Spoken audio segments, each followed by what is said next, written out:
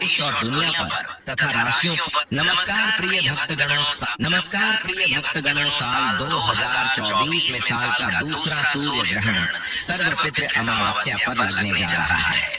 सर्वपितृ अमावस्या पर साल का सबसे बड़ा सूर्य ग्रहण लगने जा रहा है और इसके दूसरे दिन शारदीय नवरात्रि प्रारंभ है, अर्थात नवरात्रि प्रारंभ हो जाएगा। हिंदू पंचांग कहते हैं कि ग्रहण के कुप्रभाव देश और दुनिया पर तथा राशियों पर अवश्य पड़ते हैं। तो इस वर्ष 2 अक्टूबर दिन बुधवार को साल का दूसरा सूर्य ग्रहण लगने जा रहा है। ज्योतिष शास्त्र के अनुसार बहुत ही ज्यादा विनाशकारी ग्रहण है। आप सभी को सावधान रहने की आवश्यकता है। जानते हैं साल का पहला सूर्य ग्रहण का सही समय क्या होगा? यह ग्रहण दिन के समय में लगेगा या फिर रात के समय में लगेगा? ग्रहण का सूतक काल कब से शुरू होकर कब तक चलेगा? ग्रहण का सूतक काल क्या होगा? ग्रहण का सही समय क्या होगा?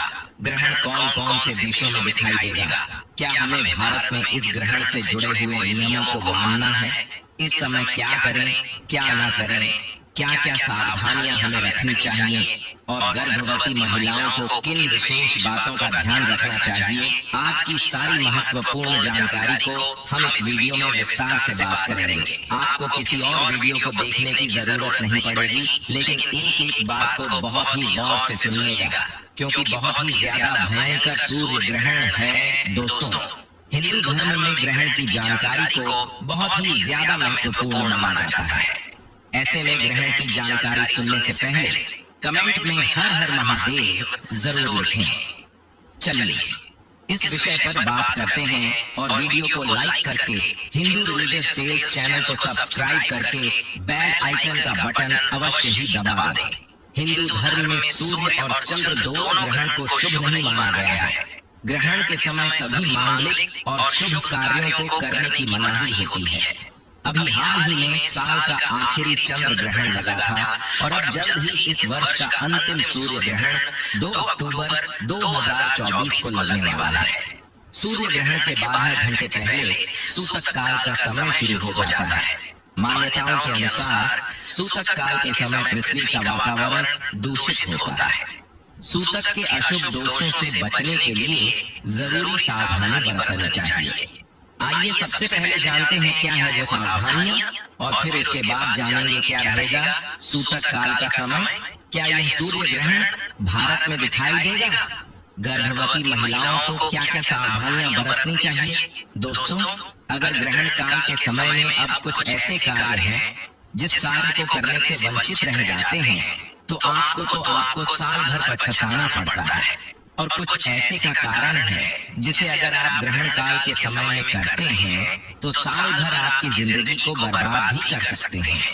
इसलिए आपको जानना जरूरी है। चलिए जानते हैं।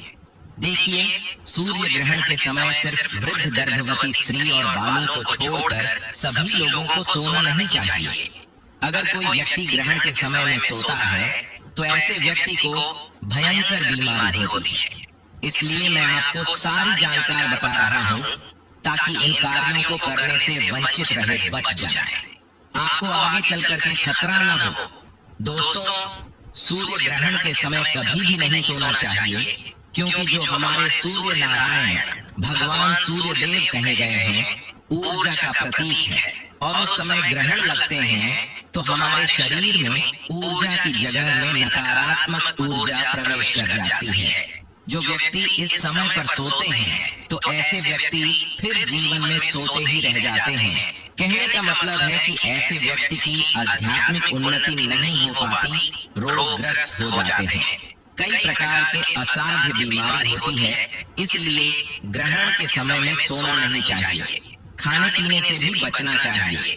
अगर आप खाने पीने से नहीं बचना चाहते हैं, जैसे कि बहुत से लोगों को काफी भूख लगती है, तो एक काम करना, ग्रहण के समय में मत खाना आंशिक जो ग्रहण लगेंगे, आंशिक जो सूतक काल लग जाएंगे, उसके बाद आप एक काम करना, सूतक काल के समय में आप जो तुलसी के पत्ते डाल करके भोजन कर सकते हैं। अगर आप ऐसे व्यक्ति हैं जिनको भूख ज्यादा लगती है, भूख बर्दाश्त नहीं कर पाते, तो खाने में तुलसी के पत्ते गंगा जल छिड़क करके खा सकते हैं। इसमें दोष नहीं है। गर्भवती स्त्री को विशेष रूप से ग्रहण के समय में एक ही स्थान पर बैठे रहना चाहिए। आपको इधर उधर नहीं घूमना चाहिए। साथ ही साथ जो व्यक्ति चाहते हैं कि ग्रहण की उनके ऊपर में कोई प्रभाव न पड़े, तो बैठ करके हनुमान चालीसा का पाठ कर सकते हैं। इससे ग्रहण के जो असर होते हैं समाप्त हो जाते हैं, क्योंकि हनुमान जी महाराज जी एक ऐसे देवता हैं, एक ऐसे भगवान कहे गए हैं जो कि राहु के प्रभाव को तीव्र रूप से समाप्त करने वाले कहे गए हैं। रोगी को किसी भी प्रकार से आपको परेशान नहीं होना है। आपको जो है अवधि ले सकते हैं, भोजन कर सकते हैं, इसमें संदेह नहीं। क्योंकि देखिए, जो रोगी रहते हैं इनके लिए कोई नियम निर्धारित नहीं है। अगर नियम से चलेंगे तो इनकी जान भी जा सकती है। इसलिए आप अवधि के साथ साथ जो तुलसी के पत्ते डाल करके भोजन कर सकते हैं। देखिए, अब जो है पहले से घर में अन्न बना करके रखे हैं, तो एक काम जरूर करना, उस अन्न में तुलसी के पत्ते, थोड़ा सा गंगा जल डाल करके रख देना। ग्रहण काल के बाद में इस प्रकार के अन्न को खाना नहीं चाहिए, बल्कि इस प्रकार के अन्न को विसर्जित कर देना चाहिए। लेकिन अगर आप जो सूतक काल के बाद खाना बनाना चाहते हैं, खाना खाना चाहते हैं, तो जो अन्न पका करके रखे हैं, तो उसमें तुलसी के पत्ते डाल करके, गंगा जल डाल करके खा सकते हैं। लेकिन ग्रहण के बाद में अगर आपने अन्न पका करके रखा है, तो उस प्रकार के अन्न को नहीं खाना चाहिए। इस प्रकार के अन्न हमारे लिए बर्बादी के कारण लेकर के आते हैं, हमारे जीवन में तबाही लेकर के आते हैं। तो एक काम जरूर करना, इस प्रकार के अन्न को आपको जल में विसर्जित कर देना चाहिए, बहा देना चाहिए। जिन लोगों को विशेष तौर पर तंत्र साधना करनी होती है, उनके लिए बहुत ही सुंदर अवसर होता है। ऐसे लोगों को गुरु के द्वारा दिए हुए मंत्रों के जाप जरूर करना चाहिए। देखिए, ध्यान से सुनना सूर्य ग्रहण को। जो भगवान ने सूर्य ग्रहण के समय में सूर्य पूजा ही करना चाहिए। आप एक काम जरूर करना, सूर्य ग्रहण के समय में, जैसे कि महामृत्युंजय मंत्र है, अगर आप इस मंत्र का जाप करते हैं तो आपका महामृत्युंजय मंत्र सिद्ध हो जाते हैं। या फिर राम मंत्र का जाप कर सकते हैं। बहुत से लोग भगवान शिव जी के मंत्र का जाप करते हैं, भगवान शिव जी के मंत्र का जाप कर सकते, नारायण मंत्र का जाप कर सकते हैं। ये जो भी आपसे मंत्र, जो भी देवी देवता पर आप विश्वास रखते हैं, उनके मंत्र को जपना ऐसा माना जाता है। ग्रहण के समय में जो भी मंत्र जपा जाता है, उसका पूर्ण रूप से प्रभाव जिस भी देवी देवता को साध्य मानकर जप रहे हैं, उन तक आपकी ऊर्जा का प्रभाव तत्काल पहुंचता है। फिर वह आपकी मनोकामना को पूर्ण करते हैं, आप ही के शरीर में ऊर्जा को बढ़ाते हैं। ऐसा माना जाता है ग्रहण के समय में केवल एक बार कोई मंत्र को जप ले, उनके प्रभाव 1000 गुना ज्यादा बढ़ जाते हैं। बहुत से लोग बोलते हैं ना, 1.25 लाख के बाद मंत्र सिद्ध होते हैं। तो ग्रहण के समय में केवल आप 1500 बार इस मंत्र को जप कर लेते, तो वह मंत्र सिद्ध हो जाते हैं, जिससे 1.25 लाख जपना होता। तो ग्रहण के समय में जो मंत्र को सिद्ध करना चाहते हो, वह मंत्र को जप सकते हैं। बहुत ही ज्यादा इसका आश्चर्य के रूप से आपको लाभ मिलेंगे। खासकर ग्रहण के समय में ओम नमः शिवाय है, या फिर माता रानी के जो बीज मंत्र कहे गए हैं, उस बीज मंत्र का जाप कर सकते हैं। महालक्ष्मी को प्रसन्न करना चाहते तो महालक्ष्मी की बीज मंत्र का जाप कर सकते हैं। मैं कई बार वीडियो में बता चुका हूँ कि इस मंत्र को जपने से धन लाभ मिलता है। जो भी आप इच्छुक हो मंत्र कि उस मंत्र को जरूर जाप करना, आपको आश्चर्य रूप से लाभ मिलेंगे, आपके जीवन में प्रगति होगी। ऐसा माना जाता है इस दिन हनुमान चालीसा बजरंग बाण का पाठ किया जाए तो ऐसे व्यक्ति से 25 से 30 फीट तक भूत प्रेत नकारात्मक शक्ति दूर भागती है, क्योंकि इतनी ऊर्जा आपके शरीर में आ जाती है कि अगर भूत प्रेत नजदीक में अगर आने के प्रयास करें तो भस्म हो जाएंगे। क्योंकि अगर हनुमान जी का आज के दिन सूर्य ग्रहण के समय में बीज मंत्र का जाप करेंगे, हनुमान चालीसा का पाठ करेंगे, हनुमान जी महाराज की कोई बीज मंत्र उनका जाप करेंगे, बजरंग बाण का जाप करेंगे, तो आपके शरीर में भगवान हनुमान जी महाराज के अंश आ जाते हैं। तो तंत्र विद्या करने के लिए सबसे अच्छा समय होता है। आइए अब आप जानते हैं ग्रहण काल में क्या न करें। मैं जबरदस्त जानकारी बता रहा हूँ। तो ग्रहण काल में भूल करके एक बात का विशेष ध्यान रखना कभी भी नहीं भूलना चाहिए। आप में से जितने लोग बोलते हैं ना, ग्रहण काल में घूमेंगे तो क्या होता है। देखिए, ग्रहण काल में पाताल लोक में रहने वाले जितने भी नकारात्मक शक्ति मानी गई है, पाताल लोक में रहने वाले जो भी हैं चामुंडी हैं। पाताल लोक में रहने वाले जितने भी पातालीय शक्ति हैं, जो पृथ्वी के नीचे जितने भी लोग हैं, उत्तर भूतल सुतल जितने भी 7 लोग कहे हैं, इसमें निशाचर शक्ति रहती। सारे निशाचर शक्ति पृथ्वी लोक में आ जाते, इधर उधर भ्रमण करते रहते हैं। अगर आपको घूमते पा जाए, ग्रहण काल के समय में आपको दिख जाए, तो आपके शरीर में फिर प्रवेश कर जाते हैं। आपके इनके मन को बुद्धि को बांध देते हैं और फिर आप अपने अनुसार नहीं चल पाते। उनके अनुसार चलेंगे और आपकी जीवन को बर्बाद कर देते हैं, तबाह कर देते हैं और आप बीमारी या रोगग्रस्त हो जाते हैं। यह फिर आपकी जीवन में ऐसी ऐसी घटना लाएंगे जिससे आपके हाथ पैर चलना बंद हो जाते हैं, अर्थात आपको मृत्यु तुल्य दंड देते। इसलिए इन प्रकार के शक्ति को हमें इस प्रकार की शक्ति से हमें बचे रहने के लिए ग्रहण के समय में नहीं घूमना चाहिए। खासकर ग्रहण के समय में बहुत ही ज्यादा तंत्र क्रिया भी किया जाता है, इसलिए ग्रहण के समय में भूल करके नहीं घूमना चाहिए। मैं ऐसे छोटे छोटे इसलिए जानकारी बता रहा हूँ क्योंकि आसुरी शक्ति ग्रहण काल के समय में ज्यादा विद्यावान रहती है, ज्यादा पावरफुल हो जाती है, क्योंकि प्रकाश के देवता सूर्य देव को कह गए हैं, इन्हीं से संसार में समस्त ऊर्जा का संचार होता है। ऊर्जा का प्रत्येक मनुष्य में प्रवाह होते हैं। ग्रहण काल के समय में ऊर्जा का प्रवाह रुक जाते हैं, इसलिए जो काली शक्ति है, जो निशाचरी शक्ति कह गए हैं, पातालोकिया शक्ति कह गए हैं, जितने भी काली शक्ति सारे ऊर्जा अवस्था में हो जाती हैं। तो इस समय हमें कौन बचाएंगे? तो हनुमान जी महाराज बचा सकते हैं। इसलिए जितना ज्यादा हो सके सुंदर कांड है, बजरंग बाण हनुमान चालीसा इनके पाठ करना चाहिए, ऐसा माना जाता है। जिस घर में ग्रहण काल के समय में बजरंग बाण का पाठ होता है, हनुमान चालीसा का पाठ होता, हनुमान जी महाराज जी राम जी का जाप किया जाता है, राम मंत्रों का जाप किया जाता, यह फिर गायत्री मंत्र का जाप किया जाता है, वहाँ पर फिर ये ग्रहण के प्रभाव समाप्त हो जाते हैं। उस घर में कदापि ग्रहण का प्रभाव नहीं पड़ता और चाहे तो घर में छोटे छोटे गोबर के टीके लगा सकते हैं। ऐसा माना जाता है गोबर का टीके या फिर गोमूत्र के टीके घर में लगाने से संपूर्ण घर के हिस्से में लगाइए तो यह घर के वास्तु को बचाए रखने का काम करते हैं। ग्रहण के समय में घर में वास्तु को यह कमजोर करने का काम करने, जिससे घर में लोग बीमार पड़ते हैं, बर्बादी आती है, घर को यह तबाह करने का काम करती है।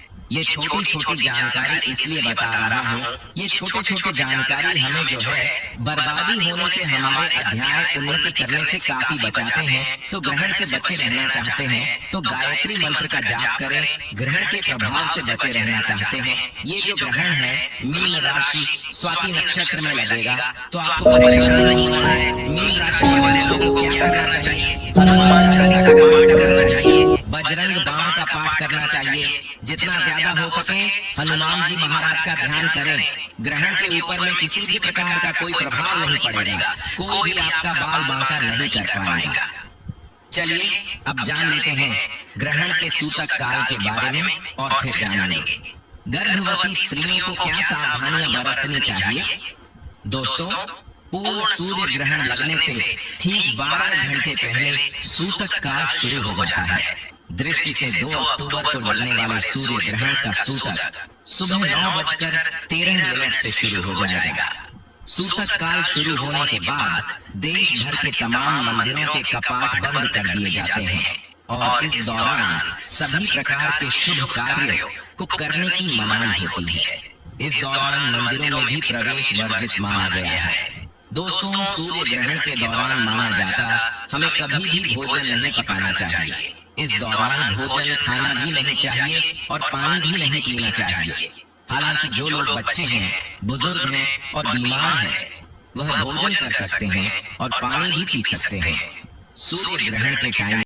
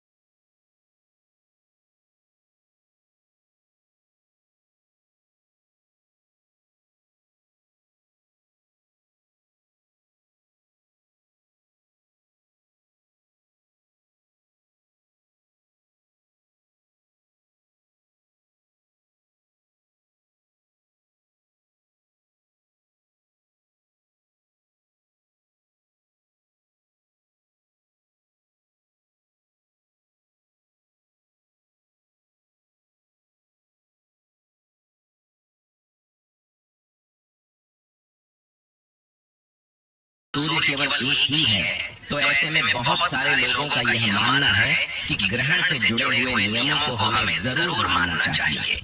ऐसे में चलिए जानते हैं इस ग्रहण के दौरान गर्भवती स्त्रियों को कौन कौन सी सावधानियां रखनी चाहिए। अब विशेषकर गर्भवती यह ग्रहण का नाम सुनकर थोड़ी डर जाती है। उनके मन में इससे जुड़े कई सवाल आते हैं। क्या नियम पालन करना है? शास्त्रों में गया है कि सूर्य की अनुपस्थिति कई नकारात्मक प्रभावों को जन्म देती है, इसलिए विशेषकर गर्भवती को इस समय कुछ नियमों का पालन करना चाहिए। हालांकि मैं कहना चाहता हूँ, प्रकृति में आंतरिक बदलाव के लिए होता है। जिस प्रकार हमारे जीवन में कुछ बदलाव होते रहते हैं, उसी प्रकार यह जो सदैव क्रियाशील ब्रह्मांड है, उसमें भी परिवर्तन जरूर होते हैं। पर गर्भवती यह समझ ले कि ब्रह्मांड में कोई ऐसी शक्ति नहीं है जो आपके लिए कुछ भी बुरा चाहेगी, और खासकर तब जब आप इस दुनिया में एक नया जीवन ला रहे हैं। भगवान की सर्वोच्च कृति मानव रूप गढ़ रहे हैं। इसमें गर्भवती अपनी चिंताएं दूर करें और कुछ नियमों का ध्यान रखें। ग्रहण भारत में नजर नहीं आने वाला है, लेकिन ग्रहण के दौरान हमें सतर्कता और सावधानी बरतनी चाहिए। ऐसा लिखा हुआ है, ऐसा ज्योतिषाचार्य बताते हैं, इसलिए सावधानी तो रखनी ही पड़ेगी। अगर आप एक गर्भवती महिला हैं, तो आप जरूर ध्यान दीजिएगा कि ग्रहण के दिन नियम का पालन अवश्य करिएगा। आज का वीडियो सभी माताओं के लिए है जो भारतीय मान्यताओं के अनुसार ग्रहण के नियम जानना चाहती हैं।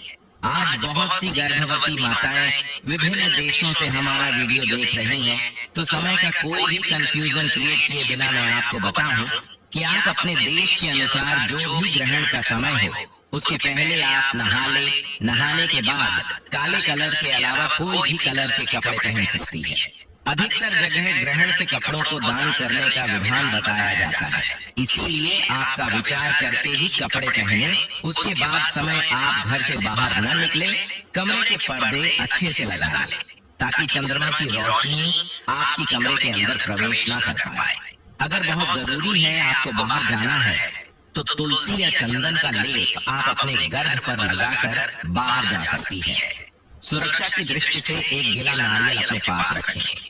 गर्भिणी कई बार पूछती है कि शौचालय जा सकती है या नहीं, तो हाँ, बिल्कुल जाना चाहिए।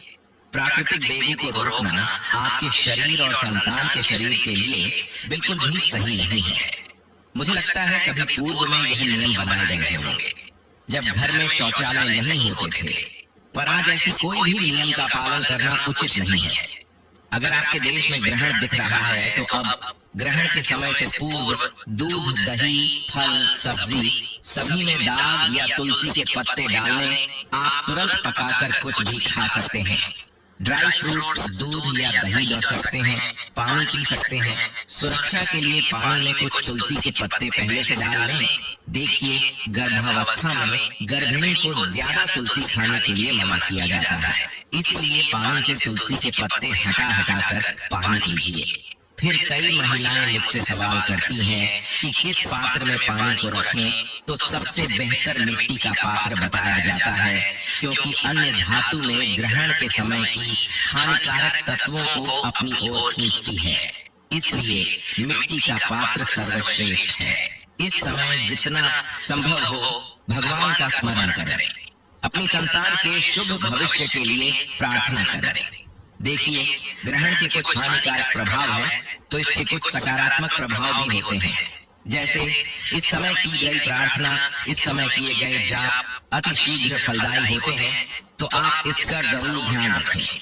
फिर ग्रहण के बाद आप नहाने के लिए सबसे बेहतर समुद्र का पानी बताया जाता है, तो आप घर पर ही अपने नहाने के पानी में नमक डालकर नहा सकती हैं, जिससे ग्रहण की सभी हानिकारक प्रभाव आपसे दूर रहेंगे।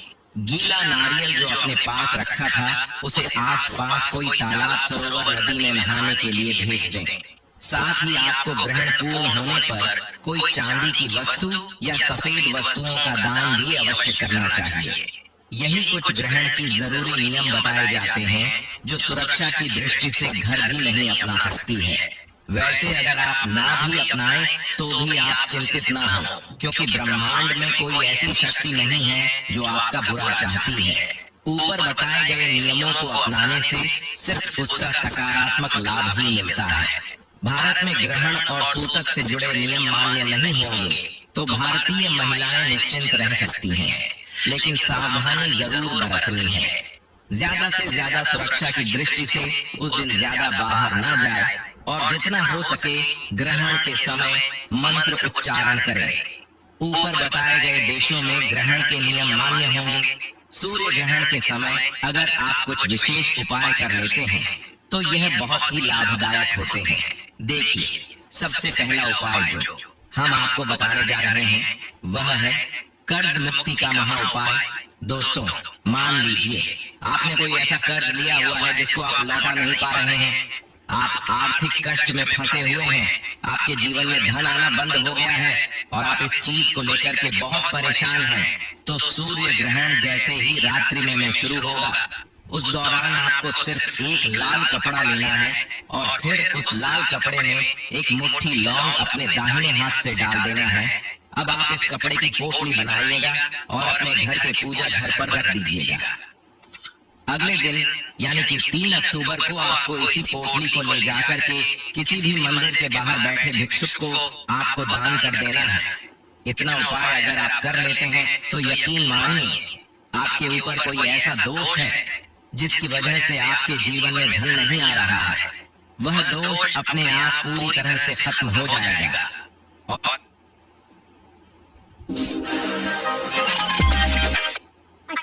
भी खाली नहीं जाता है जिसके बारे में ज्योतिष शास्त्र में साफ साफ लिखा हुआ है। दोस्तों, अगर आप चाहते हैं आपके घर पर कभी भी किसी भी व्यक्ति को काले जादू का असर न हो, आपके घर के लोगों को अगर बाहर के लोग काली विद्या बंधन करवाने की कोशिश करते हैं तो उसका असर आपके घर के लोगों पर ना पड़े तो बस एक काम कीजिएगा, इस सूर्य ग्रहण वाले दिन एक नारियल खरीद लीजिएगा।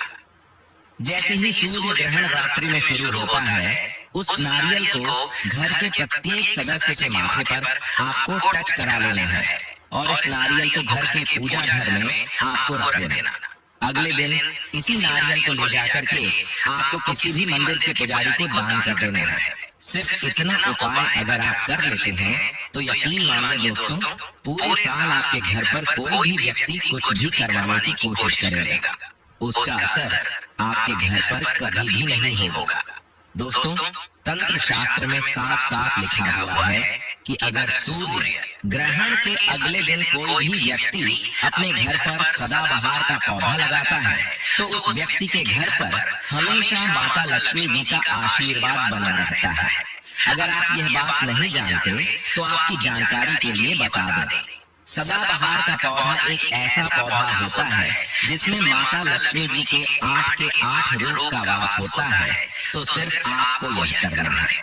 दोस्तों, की 2 अक्टूबर को सूर्य ग्रहण लग रहा है और 3 अक्टूबर को आपको एक सदाबहार का पौधा लाना है और अपने घर में किसी भी पूर्व दिशा में स्थापित कर देना है और प्रतिदिन इस पौधे को जल देना है। इतना उपाय अगर आपने कर लिया तो यकीन मानिए माता लक्ष्मी जी का आशीर्वाद इस सूर्य ग्रहण के बाद हमेशा आपके घर पर बना रहेगा और आपके घर पर कभी भी धन की कमी नहीं होगी। उम्मीद करता हूँ दोस्तों आपको यह वीडियो अवश्य पसंद आया होगा, तो वीडियो को लाइक जरूर कर दीजिए। नमस्कार, जय श्री राम, हर हर महादेव।